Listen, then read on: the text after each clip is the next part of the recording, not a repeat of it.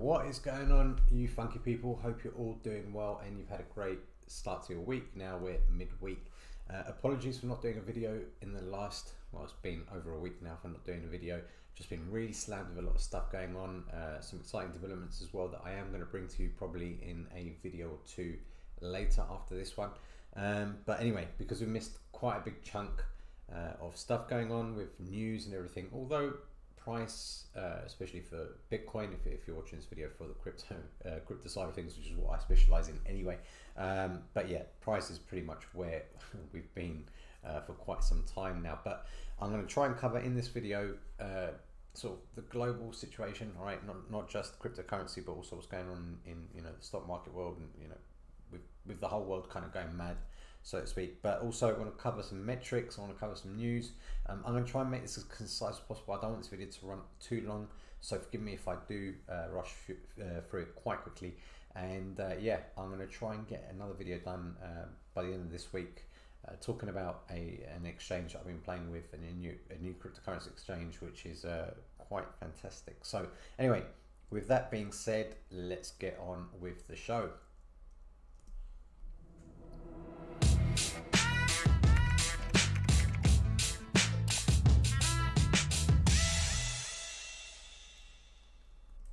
Okay, so right guys, as always, before we get started, please don't forget to subscribe, hit the like button, hit that notification bell as well, so you don't miss out on any of these videos.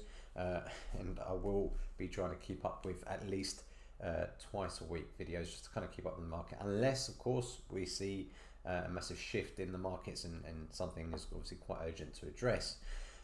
So let's kind of get started. Obviously, actually, a couple of days ago I did try and do a video. I had some technical difficulties, so it was live. So if you caught it live, that was great.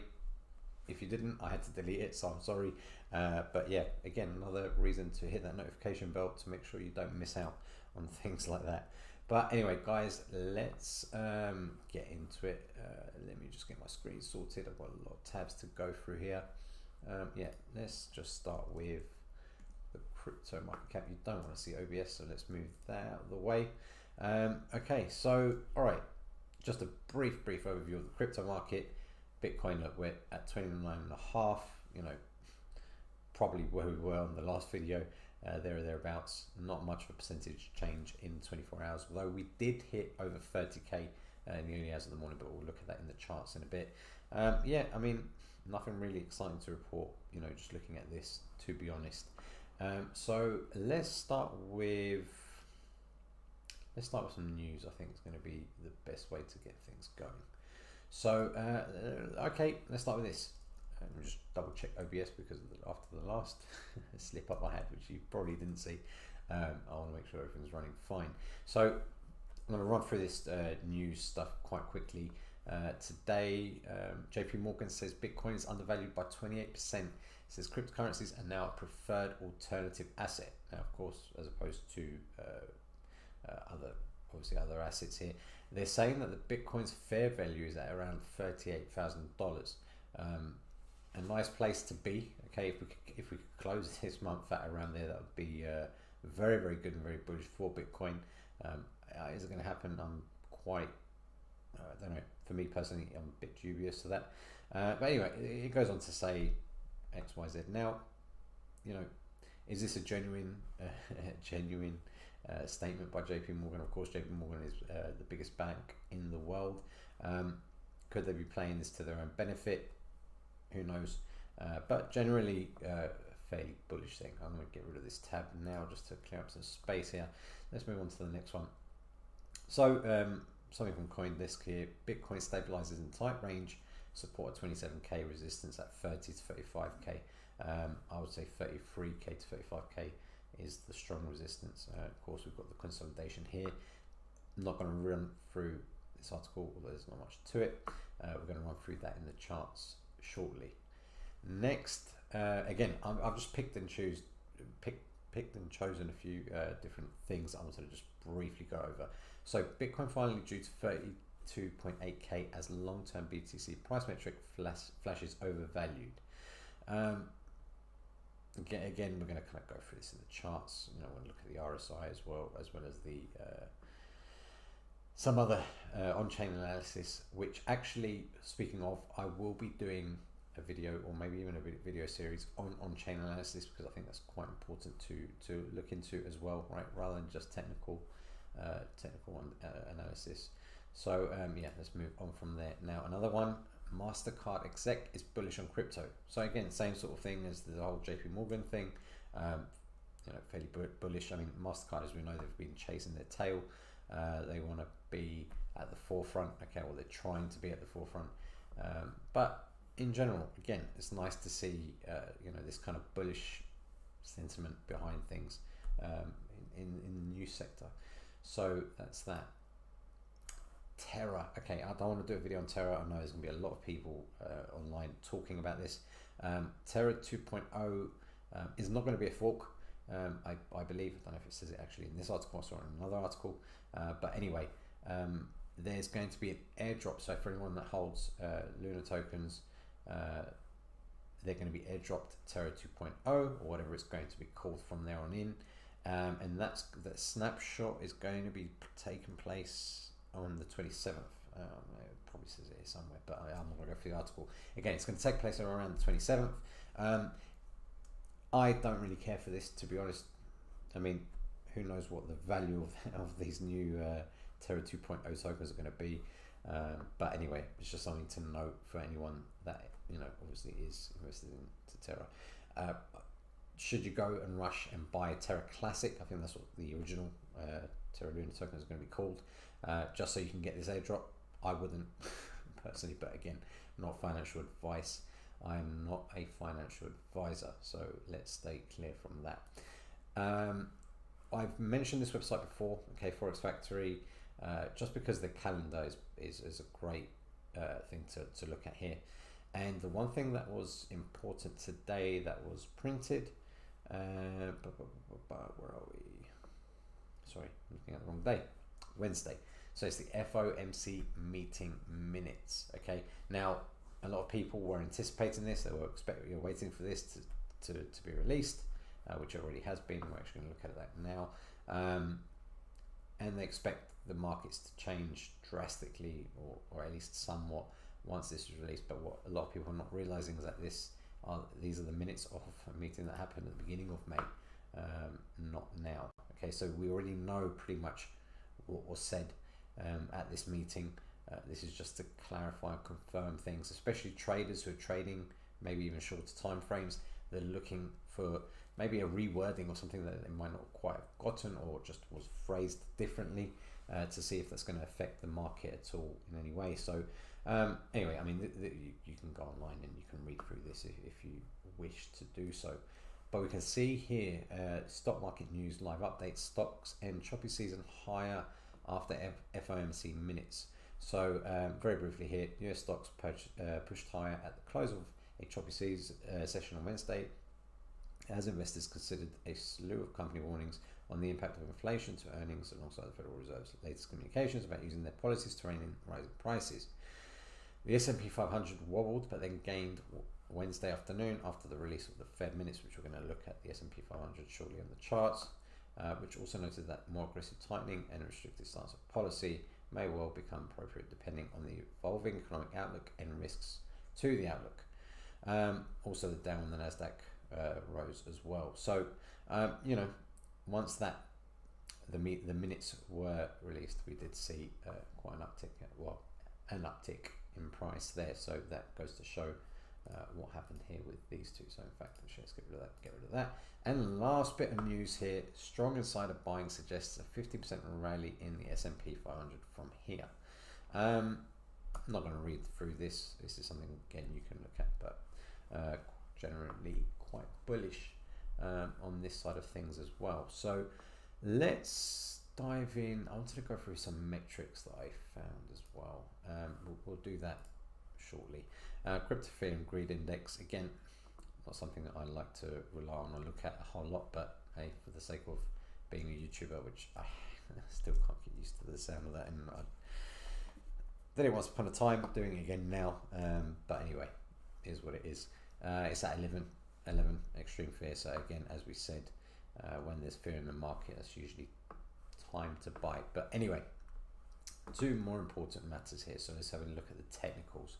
In fact, let's go to the, okay, let's start the weekly. Weekly time frame. In fact, before we go into the crypto stuff, let's go into our lovely stocks and S&P 500 stuff. Let me zoom out a little bit. So we're on the weekly here. We've got 2 more days before the week ends, obviously being Friday. So we can see here we've got this uptick on the Wednesday. In fact, let's go to a shorter time frame. Let's go to the daily. Here we go. This is what we're talking about from those minutes that were released. So we did get a bit of a uptick here, and the RSI showing a higher low. So on the daily, looking fairly good. Are we going to hit the EMA, the 20 EMA, and bounce back down? Most likely, but something to look at. Let's look at the Nasdaq as well while we're here. It's going to be pretty much reflected with the same, yep, same sort of thing. And let's look at the triple Q. Yep, very, very similar. So we can see that obviously these markets have had a positive effect, especially from those minutes, but obviously other factors as well in terms of the rates being reduced. Let's look at the US dollar index. Okay, so US dollar is getting stronger. We want to see this go down. I've said it before, I'll say it again. We want to see the US dollar weaken. If we don't do that, if we don't see that, if we see it keep getting stronger and stronger, then, well, crypto is going to suffer, or Bitcoin is going to suffer for it. Now, we are, again, almost at the all-time highs that we saw of the end of last year. So we're at this kind of territory, right? We've seen these territories before. Something we need to move away from. Now, something I want to talk about actually very briefly. I mentioned this the other day on the video that failed. The Euro USD chart. Are we looking at the right one? Daily. Yeah, let's look at the weekly just to kind of get a better look at. Now look, okay, although we've gone up from quite a few days ago where I wanted to talk about this video, but we're getting, I don't want to say dangerously close, but we're getting closer to parity. Guys, you know, for the Euro US dollar, for the first time, I mean, it hasn't hit parity, sorry, should I say, for 20 years or so. Look at that.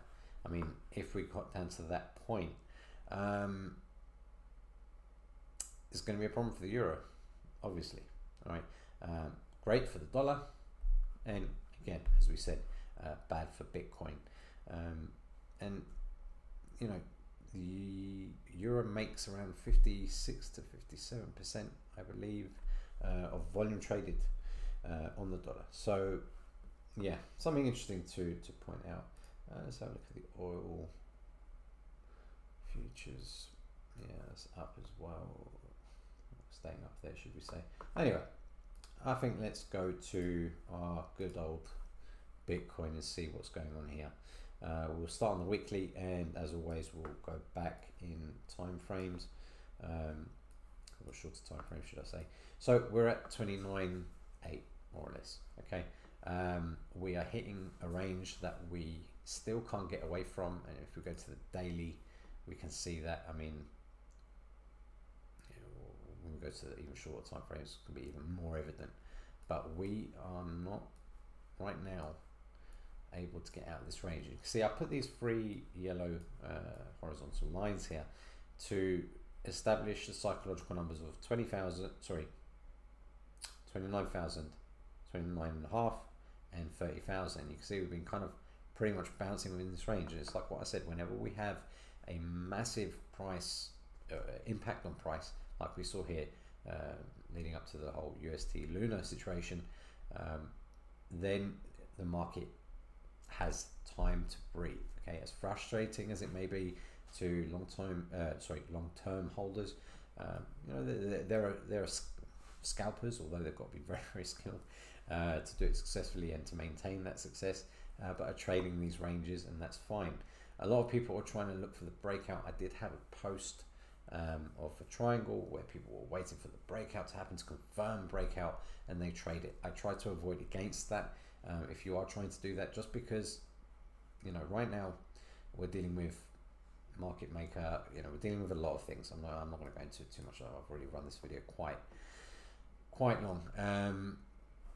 1, 2, 3, 4, 5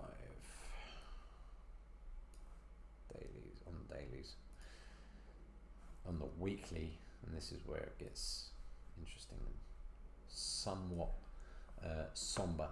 1, 2, 3, 4, 5, 6, 7, 8. We're on the 9th week of red candles, guys. Unprecedented. We haven't seen this before.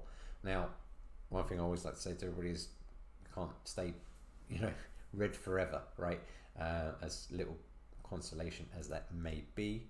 Let me just check over here, see how we're still good. As little consolation as that may be, it will change.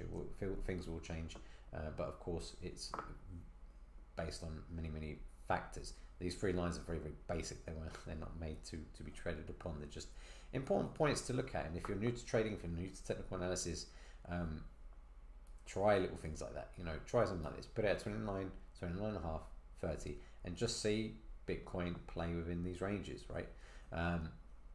We need to let's go to the 4 hour actually and see that.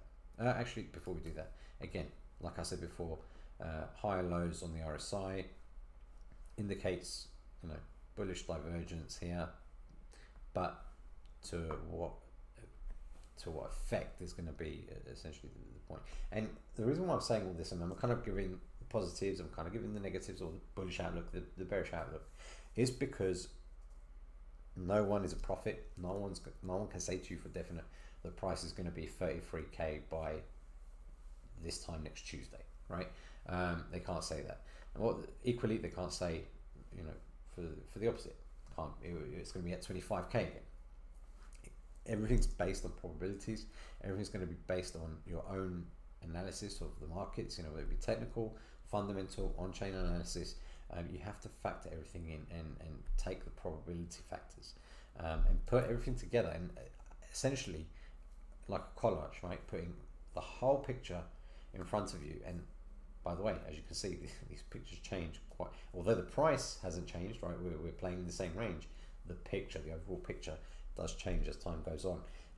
And you want to be aware, keep pressing that button, you want to be aware of that picture, right? You want to be able to put as much information as you can into that portrait, so to speak. I'm going on a tangent now, aren't I? You get the idea. You want to put everything together and have that bigger picture, have that bigger outlook as to what is happening. Because at the end of the day, I don't care about what the price is now, what the price is going to be next week. You know, I've got a long-term stash, you know, that I'm hodling for the long term, right? My investments are for the long term. So I don't care what's going to happen now and next month and the next 3 months. If I'm trading shorter time frames, of course, it's different, and I have different analysis for that. But anyway, let's go to the shorter time frames. I've waffled enough there. So you can see again, much clearer now with the 4 hour. Let's zoom in a bit more. Look at that range, guys. Market goes up, shorts get prepared, market gets dumped on, right? Goes up, and then this is, you know, call it manipulation, call it what you want, right? This is just the name of the game, all right? You've got the liquidity, and then you've got the market maker. Maybe I should do a video just on market maker. I've got all these great ideas for videos. It's just not having the time. But anyway, you know, we're in this range, and the frustrating thing is, like I said before, if you're a long-term holder, sitting here and watching this range and waiting for it to go up, go down, is frustrating. Don't look at your portfolio. Set alerts up. You know, especially if you're in for the long term, if you're investing just a small part of your, you know, income into Bitcoin, as well as, you know, maybe index funds or property or whatever, see it as, look at it every 6 months, or put an alert if it goes to 35k, or then put an alert if it goes down to 25k, right? As well as DCA. So I said the 33k level earlier. Let's have a look at that. You know, that's up here. That for me is where I want us to be, ideally, to be on the upside. But the problem that I have here is this long wick down here. We've got a zone here that, you know, concerns me a little bit. Am I saying it's going to go back down to this? No. I mean, if it does, great. The cheaper the Bitcoin, the more I will buy. But, you know, in terms of looking at it from a bullish perspective, I don't like the fact that we do have this zone here. and that is possible to revisit that, or at least towards that.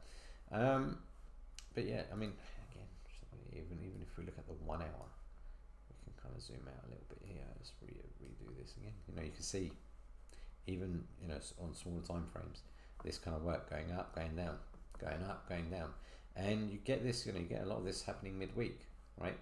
You get midweek reversals and what have you. So anyway, that's Bitcoin. I'm not going to go through Bitcoin. Oh, hold on, before I do that, let's go back to the daily.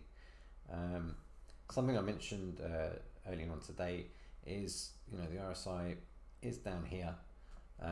We're still below that 50 neutral mark.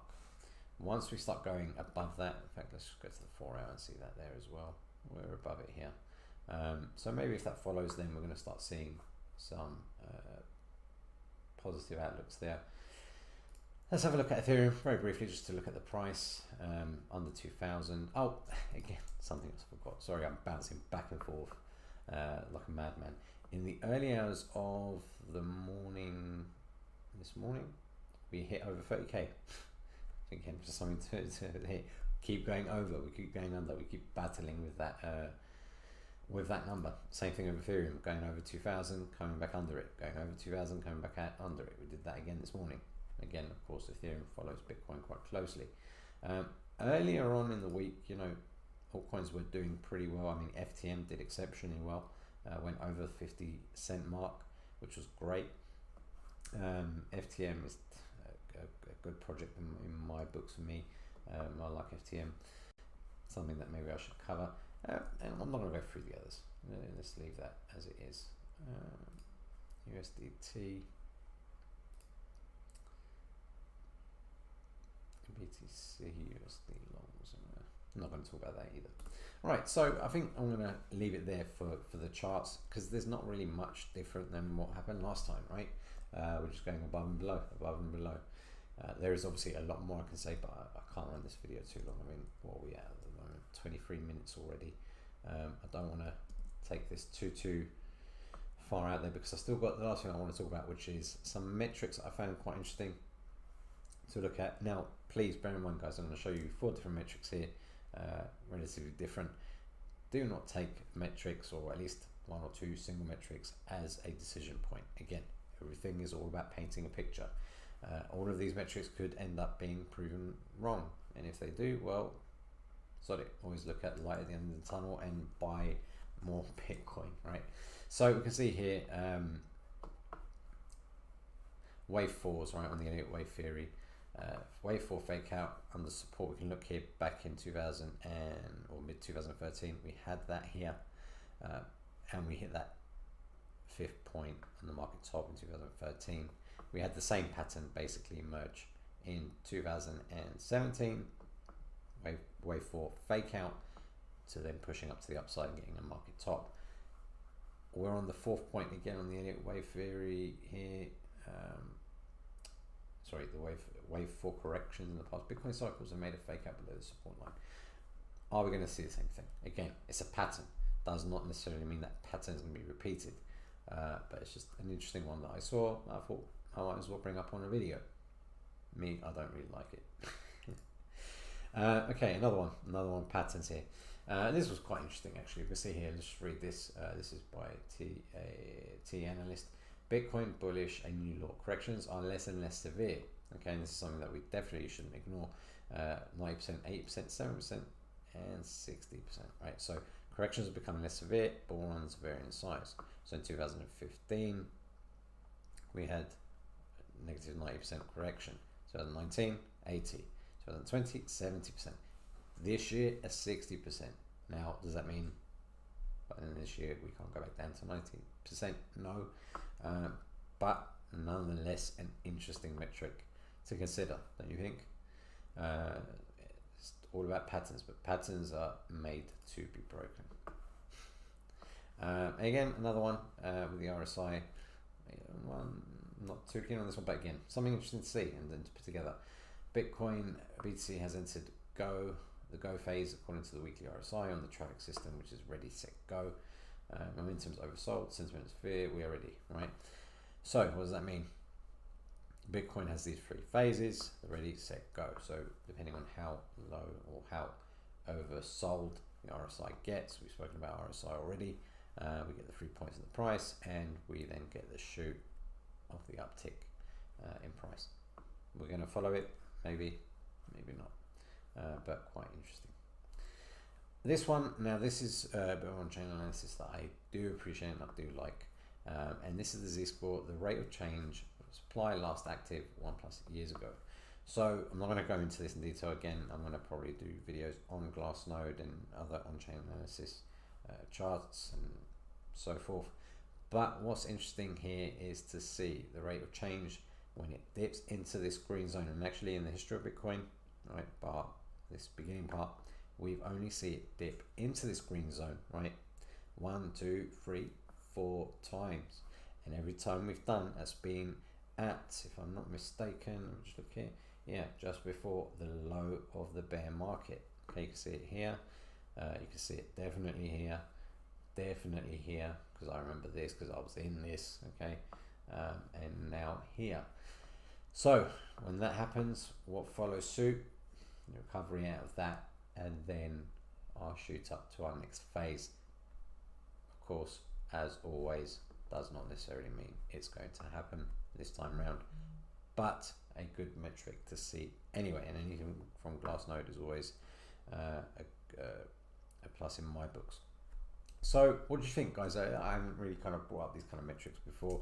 What are your opinions on them? It'll be good to hear. Let's go back to a second.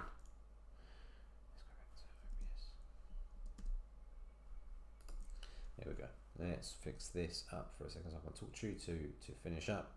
You don't want to see this, do you? There we go. All right. So yeah, I mean, yeah, let me know, guys, what you think of the metrics. Is it something that you like? Is it something that interests you? Is it something that you noticed? Have you got some other ones that you would recommend that I can bring up on a future video? Or do you think they're all a pile of shit? Right, is technical analysis a pile of shit? Well, it depends who you ask, right? Again, for me, I like to take in a combination of everything. I do this every day. I'm looking at the market every day. I'm not just looking at Bitcoin charts. I'm trying to look at obviously the crypto market in general.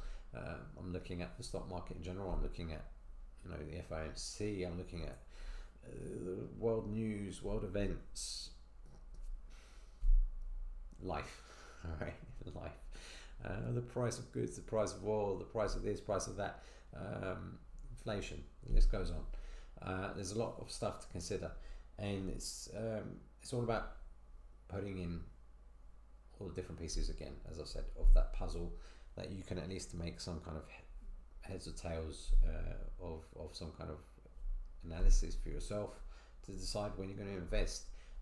Just to summarize, though, you do not have to do this. I'm reading this video just to kind of give you different bits of information, different things that you can look at, different things that you can you might assess, some things you might agree on, some things you might not agree on. Regardless, comment down below. It'll be interesting to hear your thoughts. But yeah, I mean, from an outside point of view, if you are investing in cryptocurrency, you've just dipped your toes in, then dollar cost average. Again, it's the safest and the best strategy if you are going to invest in cryptocurrency to do, because you don't care about what the price is today, you won't care about what the price is tomorrow, generally. Okay, generally speaking. Set yourself first Monday of every month, I'm going to put in $100, $500, grand, whatever it is, or every week, or every time we go under 29k. There's so many different ways you can do it. Just dollar cost average and average in your buying price, and you know, use that as a proportion of your investment portfolio that you're putting, or that you're investing. Sorry, portfolio of what you're investing into. You know, whether you're splitting it between stocks, index funds, real estate, crypto. Obviously, you want to start with one thing, right? But cryptocurrency for me seems, or is, the way forward for sure. I love it. It's something that I live and breathe every day. But I love generally the whole market. So, I didn't talk about gold. Anyway, save that for another video. So anyway, guys, look, just dollar cost average. If you are invested in crypto, you've been in it for a couple of years, Don't panic, don't react on impulse, don't react on emotion when you see the price drop. Keep your cool, okay, because a lot of people, I'm not going to go back to the chart, but a lot of people would have seen that initial drop, you know, from the whole Terra UST thing. We went under the 30k mark, people panicked, people sold because they thought Bitcoin was going to zero, right? Bitcoin's going to go to zero. It's the same narrative that we hear. Bitcoin's not going to go to zero. So don't panic, let the market breathe. Take your time with decision making. Market's not going anywhere. You do not have to react on impulse, and don't react on emotion. I've said that before as well. But yeah, if you are in cryptocurrency, you've been in it for quite a while, you want to spread your investment portfolio in cryptocurrency, maybe into different coins. Maybe I'll start doing another video to add to the books, but do a video on how to choose the next altcoin that you might want to look at. You know, are you looking at market cap? Are you looking at dominance? Are you looking at analysis of the project? Are you looking at the project itself? Are you going by crypto Twitter? Which don't do that. Put as much information as you can in your books. Do your own research. Invest. This channel is not just about investing in crypto, right? Or stocks or whatever. Invest in yourself. Spend time trying to learn the market. Spend time just reading the news every morning. You know, Yahoo Finance, right? Or whatever. Educate yourself and increase knowledge, and bit by bit, you will become more knowledgeable. You might even enjoy it. Who knows? Anyway, I think I have rambled on for far too long. I'm trying to think if there's anything I'm missing. I'm looking at my notes here. Bitcoin dominance, didn't really go into that. Yeah, I think we covered everything. There was a book. No. Save that for another video too. It looks like I've got my work cut out for me. Anyway, hope you guys enjoyed this video. Please subscribe again if you haven't done so. Like, hit that notification bell. If you have watched this far, I really do appreciate it. I know I can go on tangents. I know I can ramble a bit, but please bear with me. I'm getting back onto the horse, so to speak, with YouTube. So I'm just getting my legs together. So anyway, hope you've enjoyed the video. I will be getting another video out to you by the end of the week. Again, unless something otherwise happens right in the market that is worth coming on and doing a video so far. And actually, don't even notice I'm doing these lives actually rather than filming video, going to post, editing them. Let me know what you think. It does increase my workflow, it does speed things up for me. But if you look at some of the earlier videos, let me know if you prefer some of the other ones. Anyway, enough of that. I've got things to do, including sleep. So hope you've all enjoyed the video. Hope you have a good night, and I will catch you on the next one.